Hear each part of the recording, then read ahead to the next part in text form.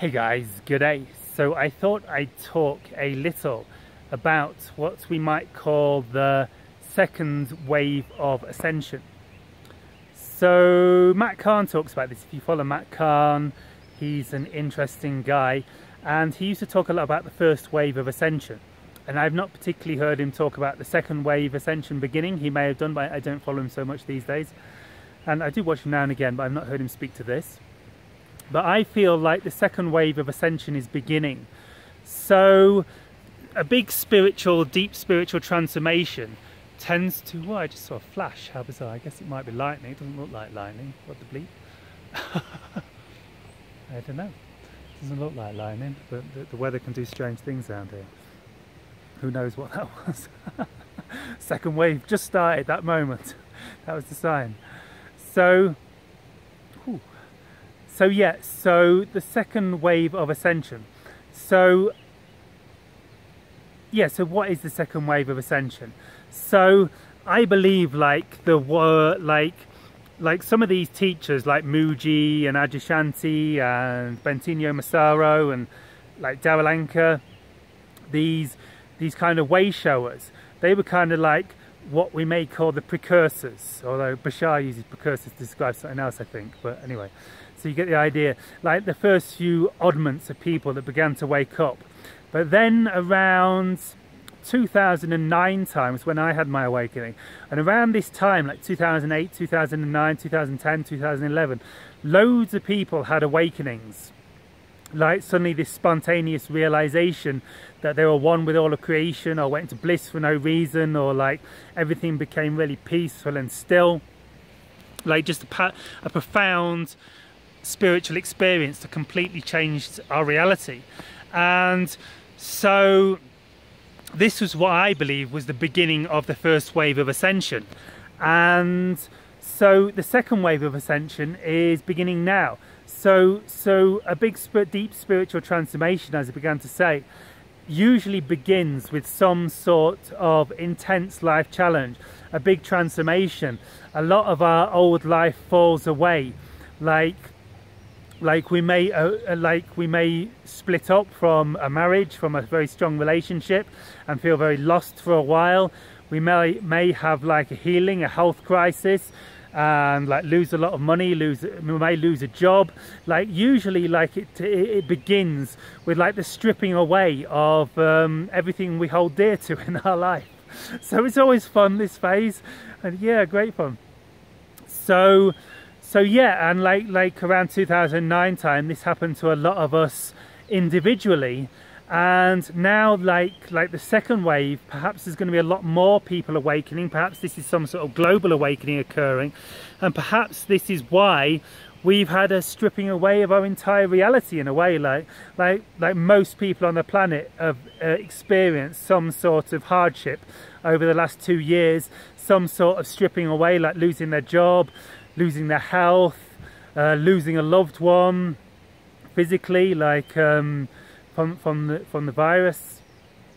And so yeah, so I've been saying for a while, I've made videos from this before, and like I believe we're entering into the beginning of the second wave of Ascension.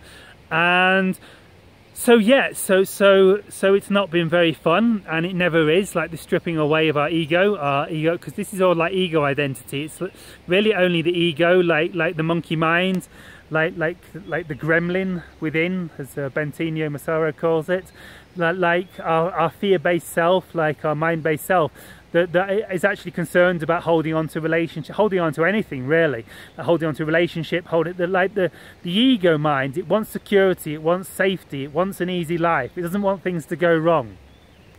The higher mind wants acceleration, wants expansion, wants change, wants difference, wants deep and fast and accelerated learning, which usually involves everything that the ego mind doesn't want. So, and this is what's occurring. So wow, can you see this hummingbird? I don't know if you can see that on the camera. It's gone, they normally go. It's a good sign, it's a good sign. This hummingbird is a sign of love. It's a sign of very high frequency, and that was a stunningly beautiful one. I don't know if the camera picked it up. It was one with a long tail, like really quite small with a really long tail, green, and I don't know if you saw it. So the hummingbird is the sign of love, the sign of high frequency. It's an extremely powerful spiritual sign. So that's a good sign, guys. Things are about to change for us all, if you're watching this video particularly. So it's great.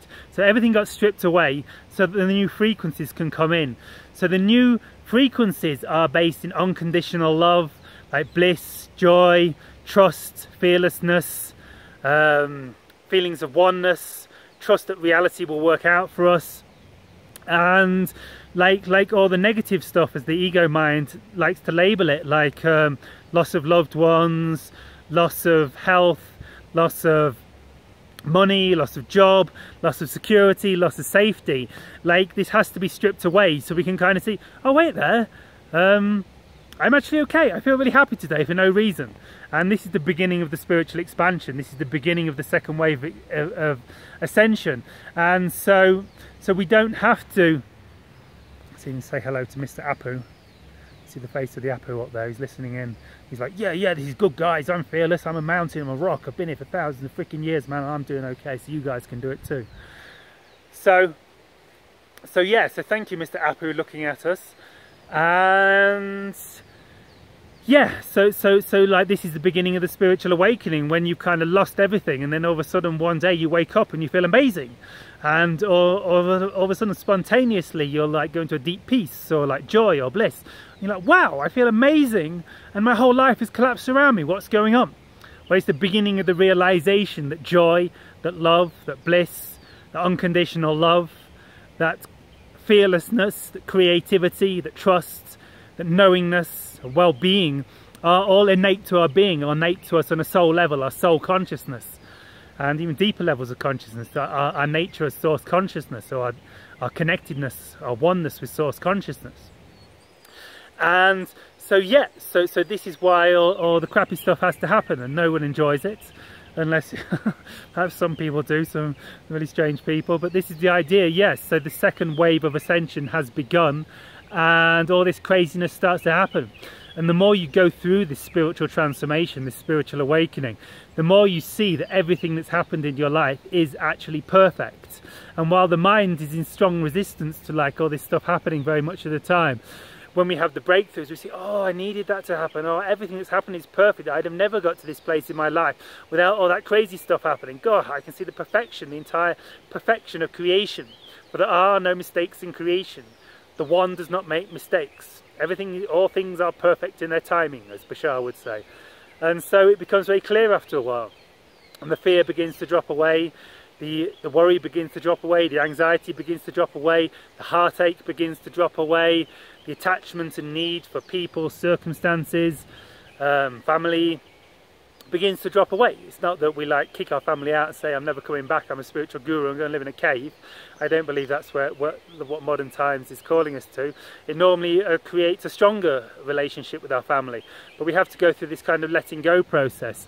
And then when we get to the other side, I finally surrender, I finally let go of my attachment to my family, and you realise they're still there, and the relationship's even stronger, and it's even better, and it's even more joyful. It's part of the paradox of the spiritual awakening, because everything is paradox. As Bashar says, when you're squarely in the centre of paradox, you are truly blessed. Have a wonderful day, guys. Shivai.